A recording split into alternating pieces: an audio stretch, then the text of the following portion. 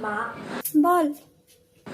আজকে স্যারকে একটু বলে দেবে গো, আমার না আজকে পড়াটা একদম হয়নি, একটু স্যারকে বলে দিও না যেন আজকে কিছু না বলে আমাকে।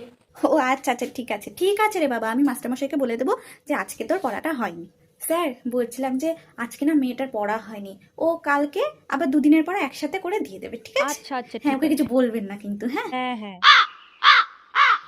এই, তুই এখন বই খাতা নিয়ে বসলি কেন রে? হ্যাঁ, এখন এরকম ভাবে বই খাতা তুই ওলট পালট করে বেড়াচ্ছিস কেন? হ্যাঁ, তুই কালকে পড়িসনি? তুই স্যারের পড়াগুলো কালকে রেডি করে রাখিসনি?